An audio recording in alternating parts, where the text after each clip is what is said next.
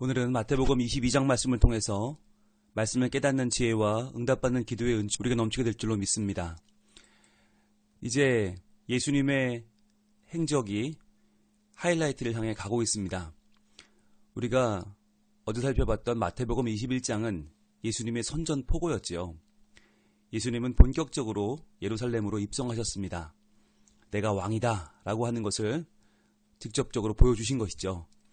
자, 그러면서 오늘 22장에서는 왕이신 예수님은 과연 어떤 일을 행하시는가? 과연 하나님은 예수님을 통해서 우리에게 어떤 선물을 주시는가를 분명히 보여주고 계세요.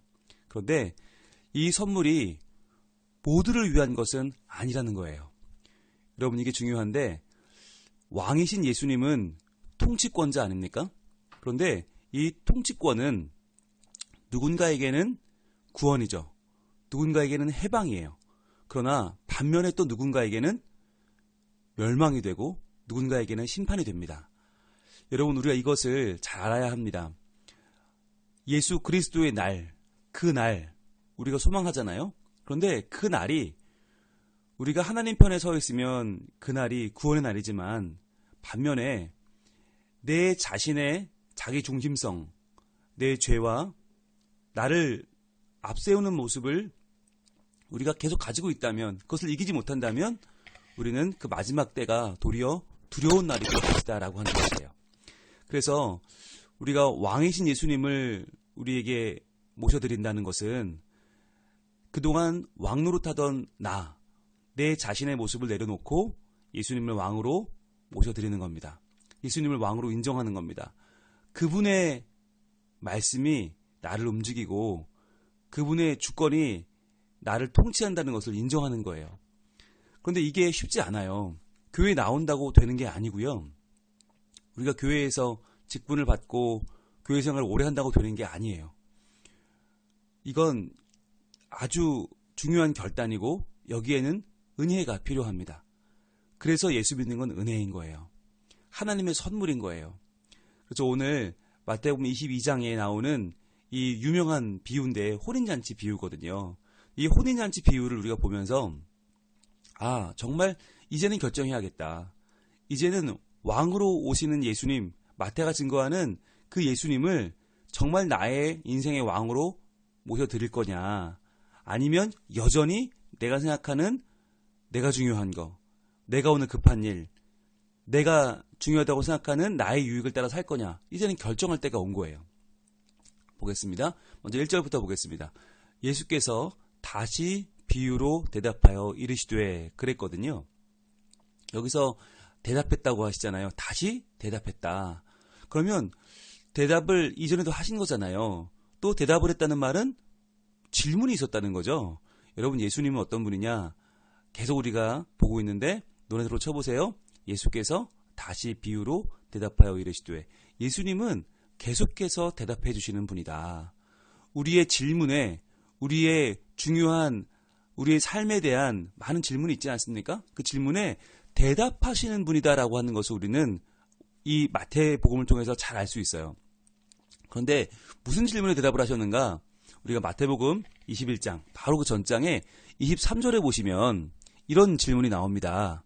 마태복음 21장 23절.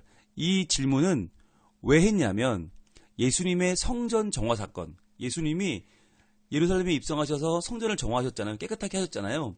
그 사건 때문에 질문이 나옵니다. 자, 볼게요. 예수께서 성전에 들어가 가르치실새 대제사장과 백성의 장로들이 나와 이르되, 자, 질문합니다. 내가 무슨 권위로 이런 일을 하느냐? 또 누가 이 권위를 주었느냐? 라고 질문합니다. 자, 과연 성전을 정화하는 이런 엄청난 사건에 무슨 권위로 이런 일을 하느냐? 누가 이 권위를 주었느냐라고 묻는 거죠. 여러분, 성전은 하나님의 집 아닙니까? 하나님의 임재가 거하는 곳이고 하나님을 만나는 곳이에요. 그러니까 이들의 생각에는 한낱 인간인 예수가 성전을 깨끗게 하는 게 이게 말이 안 되는 거예요. 게다가 우리가 종교의 기득권을 가지고 있는데 우리가 판단해서 하는 일을 한낱 갈릴리 촌사람이 와서 뒤집어 엎는 걸 보고 너무 화가 난 거죠. 그래서 물어본 거죠. 과연 무슨 권위로 이런 일을 하느냐. 그랬더니 예수님이 이미 비유로 두 번이나 대답을 하셨어요. 바로 21장 후반부에 나오는 두 아들 비유와 포도원 주인과 악한 농부 비유가 나오거든요. 이 두 비유는 아주 유명한 비유죠. 바로 아버지가 일하러 가라 그랬더니 두 아들이 대답을 달리 하잖아요.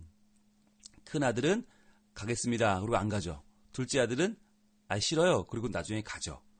자, 이 비유는 무엇을 말하는 주는 겁니까? 유대인들, 지금 신앙의 주권을 가지고 있다고 생각하는 유대인들은 가겠습니다. 그러고 안 갔다는 거예요. 그러니까 하나님 말씀을 듣는 척하지만 결국 듣지 않았고, 그러나 이방인들, 그리고 힘없는 사람들, 죄인들, 이 부족한 사람들은 처음에는 못 가겠어요 라고 했는데 율법을 지킬 수 없으니까, 그러나 그들은 마음으로 하나님을 따랐고 결국은 그 일을 해냈다는 거죠. 그래서 정말 왕을 따르는 분들은 누군가, 가겠다고 뻔뻔하게 말만 하고 안 가는 사람들이 아니라 못 갈 것 같아요 라고 했지만 결국에는 그 길을 따라가는 사람들이다 라고 하는 말씀이었죠. 두 번째 비유는 포도원 주인과 악한 농부 비유. 이것은 정말 포도원 주인이 새를 주었다가 그 포도원을 찾으려고 자꾸 종들을 보내는데 악한 농부들이 그 종들을 거역하고 죽이죠. 그래서 포도원 주인이 마침내는 내 아들이 보내면 될 거야. 아들을 보내지만 아들도 역시 죽이는 그런 정말 무서운 비유잖아요. 이 두 가지 비유가 말하는 것이, 즉 하나님의 통치를 따르는 자들이 있고 그렇지 않은 자들이 있다는 거잖아요. 그래서 하나님의 통치를 따르는 것이 그분을 왕으로 모시는 것이고 그것이 천국의 주인공이 되는 길이다라고 하는 두 가지 비유에 오늘 이어서 세 번째 비유를 말씀하고 있는 것입니다. 근데 오늘 비유를 또 보면 예수님이 비유로 대답하셨는데 이 비유라고 하는 말이 복수형이에요. 그러니까 이 오늘의 비유는 두 가지입니다. 1절부터 10절까지의 비유가 하나 나오고 11절부터 14절은 또 두 번째 비유인 거예요. 한 비유 안에 섞여 있지만 그러나 두 가지 비유가 있다. 그래서 혼인잔치 비유가 하나 나오고 그 다음에 11절부터 14절은 그 혼인잔치에 올 수 있는 사람의 자격이 뭐냐, 조건이 뭐냐라고 하는 것을 보여주고 있는데 이 두 가지 비유는 결국 하나의 이야기로 우리가 이해할 수 있겠습니다. 자, 그래서 이제 비유가 시작되는데 2절입니다. 천국은 마치 자기 아들을 위하여 혼인잔치를 베푼 어떤 임금과 같으니 그랬어요. 자, 마태는 계속해서 천국은 마치라고 이야기합니다. 왜 그럴까요? 바로 이 천국, 바실레이아 톤 우라논이라고 하는 이 천국이 하늘나라잖아요. 하늘은 하나님이 계신 곳이고, 그러니까 하나님이 계시는 나라, 그 나라는 어떤 나라냐? 그 나라의 왕이신 예수님은 과연 어떤 왕이냐? 이것이 마태의 주된 관심사이기 때문이에요. 그래서 다른 복음서는 천국 이야기를 잘 하지 않는데 마태는 계속해서 천국에 집착을 합니다. 즉 하나님 나라와 예수 그리스도의 왕되심을 강조하는 거죠. 자, 천국은 마치 자기 아들을 위하여 혼인잔치를 베푼 어떤 임금과 같다라고 했어요. 자, 천국은 뭐라고요? 혼인잔치를 베푼 임금님 같다. 즉 혼인잔치라고 하는 가장 큰 잔치. 여러분, 우리 인생에서 잔치라고 그러면 제일 큰 잔치가 한 세 가지 정도 있잖아요. 태어나면 돌잔치 하죠. 그리고 나이 들면 혼인잔치하고 또 이제 나이가 많아지면 회갑이나 칠순잔치를 합니다. 요즘 팔순잔치도 하죠. 자, 그러니까 태어나서 하는 돌잔치는 기억이 없어요, 우리가. 그러니까 그건 부모님을 위한 거지 우리에게는 별로 해당이 안 돼요. 그리고 마지막에 칠순이나 팔순잔치는 물론 기쁘지만 이제 살 날이 얼마 남지 않았어요. 그러니까 가장 기쁜 잔치는 뭘까요? 혼인잔치죠. 혼인잔치가 가장 기쁘죠. 게다가 혼인잔치를 할 때쯤에 우리 인생은 가장 빛나죠. 가장 아름다울 때 혼인하지 않습니까? 가장 멋질 때, 가장 당당할 때 혼인을 하잖아요. 그러니까 혼인잔치라는 개념은 뭐냐? 잔치 중에 가장 기쁜 잔치. 즉 천국은 가장 기쁜 잔치를 열어놓고 우리를 초대하는 하나님의 마음이라는 거예요. 그런데 그분이 누구냐? 임금이라는 거죠. 임금, 왕이시라는 거예요. 그러니까 천국은 왕이 베푼 잔치다. 그러면 왕이 베푼 잔치면 들어가야 돼요? 말아야 돼요? 당연히 들어가야 되죠.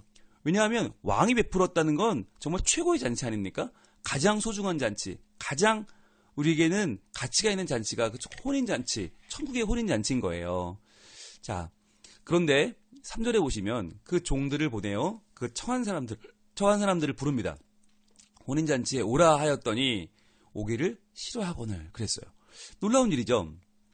왕이 종들을 보내서 혼인잔치에 오라라고 했는데 오기를 싫어했다. 여기서 오기를 싫어했다고 하는 말이 미완료 계속이에요. 미완료니까 그냥 계속 그냥 한 번 싫어한 게 아니라 계속 싫어했다는 거예요. 이거 무슨 얘기일까요? 하나님은 계속해서 그 자녀들을, 하나님의 사람들을 하나님의 천국 잔치로, 천국으로 초대하시는데 그들은 계속 싫어요라고 했다는 거예요. 이게 우리의 현실이라는 겁니다. 여러분 여기서 청한 사람들, 청했다고 하는 말 동그라미 해보세요. 청한 사람들, 청했다고 하는 말이 칼레오라는 말인데 칼레오는 세 가지 정도의 의미가 있어요. 먼저 그 이름을 부른다, 호명한다는 의미가 있고, 두 번째는 초대한다는 의미가 있고, 세 번째 의미는 이 칼레오라는 의미를 사도 바울의 이 신학에 오면 뭐라고 해석하냐면 하나님의 부름을 받은 사람들, 하나님의 불러내신 사람들, 바로 에클레시아라고 하는 말이 칼레오에서 왔거든요. 에클레시아. 에클레시아가 뭐죠? 교회입니다. 즉 하나님은 우리의 이름을 부르고 하나님의 천국잔치에 초대하셔서 우리를 교회로 삼으시는 거. 에클레시아. 그 마음이 담겨있는 단어 칼레오라는 단어가 오늘의 청한이라는 말인데, 즉 하나님은 본심이 어떤 본심이에요? 우리의 각각의 이름을 부르시고 우리를 천국잔치에 초대하셔서 우리를 빼내신 에클레시아, 교회로 만드는 게 하나님의 계획이에요. 자, 그런데 이 계획을 사람들은 싫어한다는 거죠. 자, 그럼 왜 싫어했을까? 이게 참 우리는 의문이잖아요. 왕이 불렀으면 당연히 가야지. 최고의 잔치인데 먹을 것도 제일 많았을 거고 얼마나 정말 대단한 자리입니까? 우리가 생각해도 이 지역 유지도 아니고 왕이 불렀으면 최고의 잔치인데 왜 안 갔을까?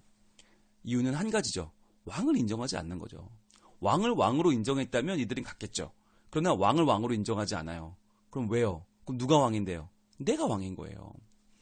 이게 중요한데요. 아무리 임금이 혼인잔치를 베풀어도 그 임금을 임금으로 여기지 않는 자들, 내가 임금인데? 내가 왕인데? 아니 과연 또 무슨 왕이 있어서 천국잔치를 열어? 이렇게 생각하면 갈 수가 없는 거죠. 유대인들은요, 이 식탁 교제를 굉장히 중요하게 생각했어요. 한 상에서 먹고 마신다는 것은 곧 동질감을 나타내는 것이고 공동체의 의식을 나타내는 말이었어요. 자, 그랬기 때문에 한 예로 보면 6월절 식사가 참 중요했잖아요, 이들은. 근데 6월절 식사에는 이방인이나 타국인, 거류자들은 함께 할 수 없었어요. 6월절 음식을 먹을 수가 없었어요. 그러면 이들이 먹으려면 어떻게 해야 되는가? 할례를 받아야만 했어요. 그 정도로 유대인들은 밥 한 끼 먹는 게 중요한 게 아니라 누구랑 먹느냐, 어떻게 먹느냐, 이거 굉장히 중요하게 여겼거든요. 그런데 왕의 혼인잔치에 간다는 것은 왕과 함께 먹고 마시는 거 아닙니까? 그런데 그 왕이 아니다라고 내가 여기면 그 자리에 갈 수가 없는 거죠. 갈 필요가 없는 거죠. 그래서 이들은 지금 왕을 왕으로 여기지 않는다. 즉 하나님을 왕으로 모시지 않는다는 거죠. 구체적으로 말하면 예수 그리스도를 왕으로 모시지 않는 거죠. 그리고는 계속해서 내 마음속에 있는 내가 원하는 왕을 기다리는 거예요. 그 왕이 누구예요? 바로 정치적인 메시아죠. 즉 우리를 구원하기 위해서 오신, 우리의 죄에서 건지기 위해서 오신 예수님을 기다리는 게 아니라 정치적인 지도자, 내가 생각하는 왕을 따로 기다리고 있는 거예요. 자, 그래서 4절입니다. 다시 다른 종들을 보내며 이르되 청한 사람들에게 이르기를. 자, 다른 종들을 보냅니다. 왕은요, 인내심이 있고요, 긍휼함이 있고요, 겸손함이 있습니다. 여러분, 왕이 보냈는데 만약 거절했다. 그러면 이 당시에는 생사 여탈권이 왕에게 있잖아요. 다 벌해버리면 끝나는 거예요. 그러나 이 왕은 정말 인내심이 있고 긍휼과 겸손함이 있어서 다른 종들을 또 보냅니다. 여기서 다른 종들이 누굴까요? 바로 신약의 복음 전도자들이죠. 아까 3절에 나온 종들이 구약시대의 선지자들이라고 한다면 4절에는 신약의 복음 전도자들이라고 볼 수 있어요. 이들을 불러요. 자, 보내서 뭐라고 하는가? 내가 오찬을 준비하되 나의 소와 살진 짐승을 잡고 모든 것을 갖추었으니 혼인잔치에 오소서 하라 하였더니. 자, 이 왕은 생각하는 거예요. 아이들이 안 온다고 하는 게 만약에 이 잔치가 어떤 잔치인지를 모를 수도 있겠구나. 어떤 잔치인지 몰라서 부담을 가질 수 있겠구나. 그래서 설명을 합니다. 오찬을 준비했고 나의 소와 살찐 짐승을 잡았다. 모든 것을 갖추었으니 혼인잔치에 오소서 이렇게 말하는 거예요. 여러분 더 이상 어떻게 겸손하게 부를 수 있습니까? 더 이상 어떻게 설명을 할 수 있어요? 다 준비됐다는 거예요. 모든 것을 갖췄다. 너희들이 와서 해야 될 건 없다. 그러니까 그냥 와라. 몸만 오면 된다. 그렇게 하는데 5절에 보세요. 그들이 돌아보지도 않고 한 사람은 자기 밭으로 한 사람은 자기 사업하러 가고 야, 돌아보지도 않아요. 왕의 처음에는 초청이었죠. 두 번째는요. 거의 지금 막 부탁하고 있잖아요. 그런데도 돌아보지 않고 자기 나름대로 자기 밭으로 가고 자기 사업하러 가고 즉 이게 뭐예요? 자기가 더 중요한 거예요. 자기 중심성. 내가 왕이라는 거죠. 그러니까 실제 왕이 초대하는 것을 귓등으로 듣지 않는 거예요. 여러분 오늘날 우리의 모습은 어떻습니까? 과연 나는 하나님을 왕으로 모시고 있어요? 하나님의 초대가 가장 중요합니까? 아니면 내 밭이 중요합니까? 내 사업이 중요합니까? 하나님이 내 밭을 풍성하게 하고 내 사업을 도와주면 나는 그분을 믿겠어. 그러나 하나님이 내 밭이나 사업을 도와주지 않고 하나님의 명령을 따르라고 하면 난 따를 수 없어. 이게 지금 우리 모습이라는 거예요. 그러니까 내가 왕인 거죠. 자기 중심성. 내가 왕인 거예요. 자, 그런데 6절입니다. 그 남은 자들은 종들을 잡아 모욕하고 죽이니 그랬어요. 자, 남은 자들이 종들을 잡아서 모욕하고 죽였다. 이 말은 곧 누구를 모욕한 겁니까? 왕을 모욕한 것이죠. 이게 이제 우리의 죄악이죠. 우리의 연약한 모습이고 이게 우리의 죄와 허물입니다. 임금의 초청을 무시하고 거역하고 도리어 그들에게 모욕을 주고 죽였다. 자, 그러면 어떻게 하나요? 7절입니다. 임금이 노하여. 자, 임금이 노합니다. 여러분 하나님은 기기가 아니십니다. 하나님은 AI가 아니세요. 하나님은 계속해서 참아주는 분이 아니세요. 노하셔서 어떻게 해요? 군대를 보냅니다. 군대를 보내요. 그 살인한 자들을 진멸하고 그 동네를 불사르고. 자, 이 날이 결국에는 오고 마는 거죠. 그러니까 구원의 날이었던 천국잔치가 이때는 심판이 되는 거죠. 하나님을 따르지 않고 자기 중심성으로 자기만을 위하고 자기만을 중요하게 보는 사람들에게는 이 날이 심판의 날로 바뀌는 거예요. 자, 이에 종들에게 이르되 혼인잔치는 준비되었으나 청한 사람들은 합당하지 아니하니. 자, 혼인잔치는 지금 너무너무 잘 준비되어 있는데 청한 사람들은 합당하지 않아요. 왜? 무시하고 하나님을 왕으로 여기지 않고 자기 것을 더 소중히 여기고 그래서 그들을 버렸단 말이죠. 그 다음에 중요한 말인데 9절입니다. 내거리 길에 가서 사람을 만나는 대로 혼인잔치에 청하여 오라 한대. 그랬어요. 자, 예정된 사람들이 아니라 새로운 사람들을 부릅니다. 그러면 예정된 사람들은 누구였을까요? 유대인들이었죠. 유대인들. 그런데 그 유대인들이 아니라 이제는 누굴 부르러 가냐? 내거리 길로 가잖아요. 내거리 길이라는 말이 어디냐면 이제 도심에서 성 안에서 빠져나가는 길을 말합니다. 출구입니다. 출구. 통하여 나가는 길. 어디로? 지방 도로로 나가는 길이에요. 그러니까 우리로 말하면 이 빠져나가는 나들목, 인터체인지인 거예요. 내거리 길이. 그러면 여기는 어디 있는가? 성 안에 있나? 성 밖에 있나? 성 밖에 있습니다. 성 밖이란 얘기는 무슨 얘기냐? 이방인들도 이제 이 천국잔치에 들어올 수 있다는 거예요. 자, 그런데 여기서 중요한 단어가 나오는데 내거리 길. 이 내거리 길이라는 말이 원문을 보면 뭐냐면 헬라어는 디엑소도스입니다. 디엑소도스. 여러분 엑소도스가 뭔지 아시죠? 바로 출애굽기입니다. 출애굽기. 엑소도스. 자, 탈출. 빠져나간다. 그러니까 여기서 말하는 그 출구라는 뜻이 그냥 단순한 나가는 길이란 말이 아니라 엑소도스. 하나님이 그 백성을 죄 가운데서 빼어내시는 하나님의 구원 행동을 보여주는 거죠. 그러니까 이 구원의 행동을 지금 예수님이 내거리 길이라고 하는 말로 하시면서 본격적으로 혼인잔치에 청하에 오는 사람들은 누구냐? 바로 자기 중심성으로 뭉쳐서 하나님을 거역하는 자들이 아니라 엑소도스를 경험한 사람들. 자기의 죄에서 탈출하고 자기의 죄에서 빠져나와 이제 하나님을 왕으로 모시는 사람들, 이방인일지라도 그들에게 구원이 선포된다는 것을 이제 말씀하고 있는 겁니다. 자, 그렇게 명령을 받고 10절입니다. 종들이 길에 나가 악한 자나 선한 자나 만나는 대로 모두 데려오니 혼인잔치에 손님이 가득한지라 그랬어요. 그러니까 이제 유대인들 미리 준비된 사람들이 아니라 내거리 길에 나가서 정말 만나는 사람들을 다 데리고 왔잖아요. 그러니까 악한 자도 있고 선한 자도 있어요. 여러분 교회 안에는 선한 자만 있나요? 아니죠. 악한 자도 있습니다. 예, 이게 정상입니다. 교회는 죄인들의 모임이에요. 그러니까 교회 안에는 악한 자, 선한 자가 다 있어요. 그러면 나는 악한 자일까요? 선한 자일까요? 네, 여러분 각자에게 이 답을 드리겠습니다. 내가 선할 수도 있어요. 그러나 내가 선해서 부른 게 아니에요. 악해도 불러요. 왜? 우리가 함께 있는 천국은 하나님의 왕 되시는 곳이고 이 곳은 누가 왕이냐가 중요한 거지 백성이 중요하지 않기 때문이에요. 자, 그런데 11절부터는 새로운 또 비유가 시작이 되는데, 자, 보세요. 10절까지는 우리의 능력이 아니라 하나님은 우리의 자격이 아니라 누구나 악한 자나 선한 자나 불러주셨다고 그랬죠. 자, 그런데 그렇게 불러서 모은 사람들을 임금님이 드디어 보러 옵니다. 이제 잔치가 무르익었습니다. 11절, 임금이 손님들을 보러 들어올세 거기서 예복을 입지 않은 한 사람을 보고 그랬어요. 자, 예복을 다 입었는데 한 사람만 입지 않은 거예요.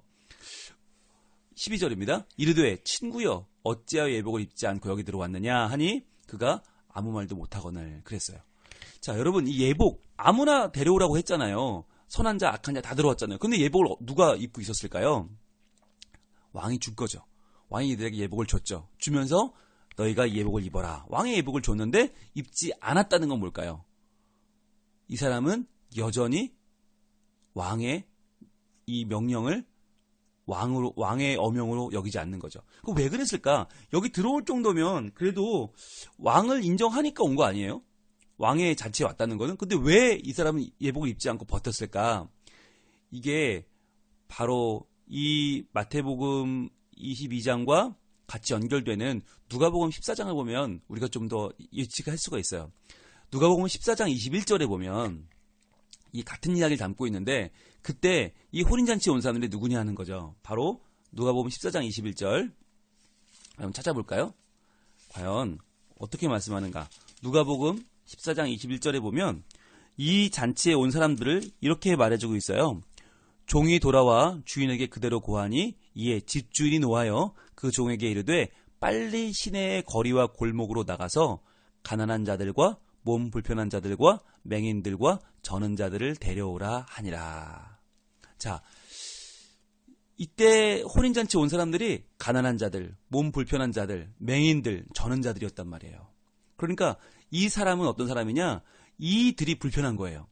이들과 함께 혼인잔치에 왔다는 게 불편한 거예요. 자기는 마음에 들지 않는 거예요.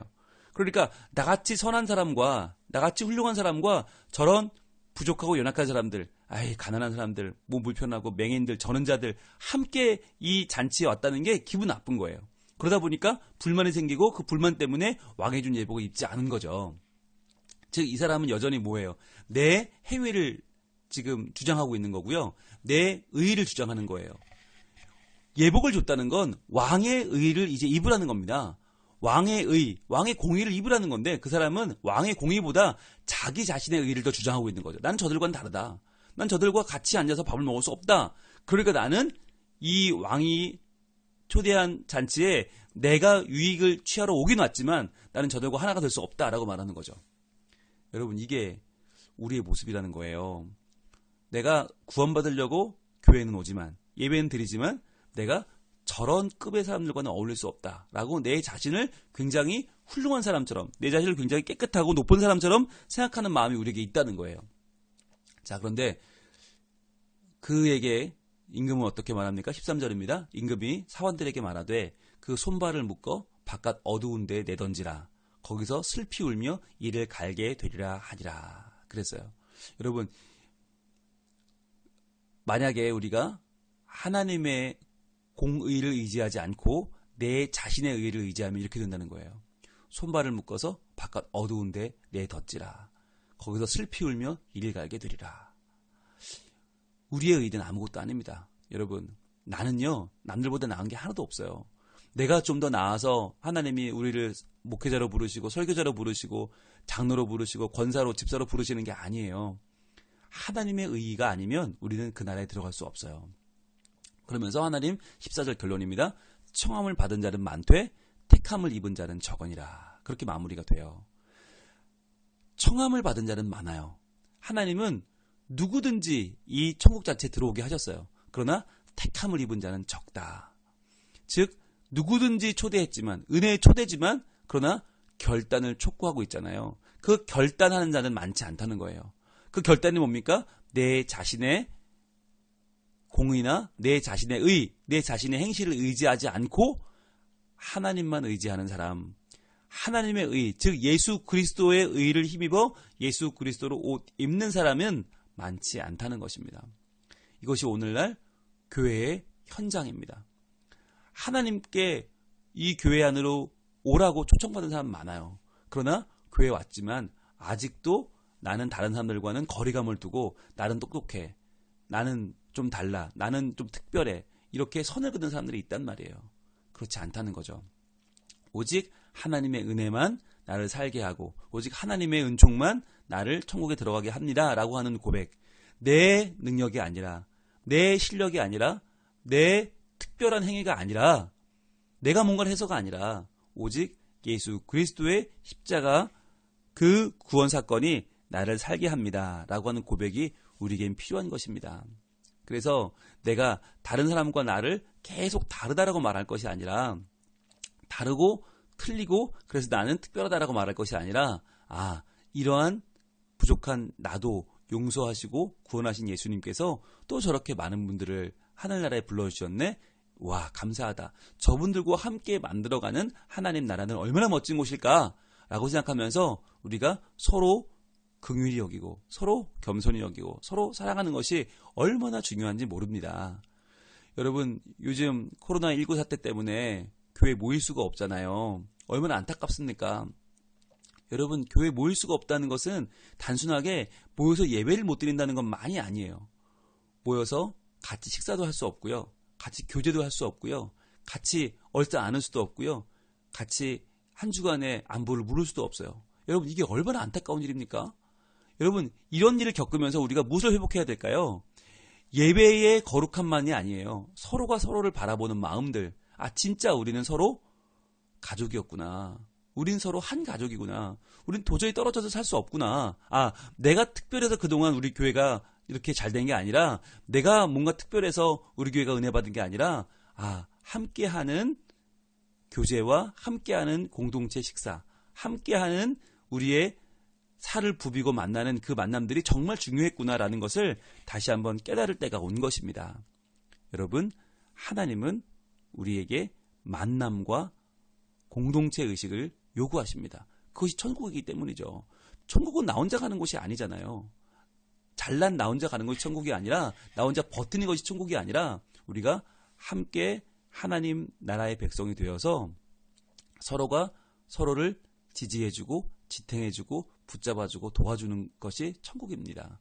그래서 더 이상 나는 달라라고 말하는 것이 아니라 내가 먼저 섬기고 내가 먼저 사랑하고 내가 먼저 하나 되는 천국을 만들어 가서 왕이신 예수 그리스도를 잘 섬기는 천국, 그리고 서로가 서로를 사랑하고 챙겨주고 섬기는 천국을 여기서부터 만들어 가서 이 땅에서부터 천국을 누리고 우리가 영원히 하나님 나라의 백성으로 살아가는 거룩한 우리 성민가족 되기를 우리 하나님 원하고 계십니다. 기도하겠습니다.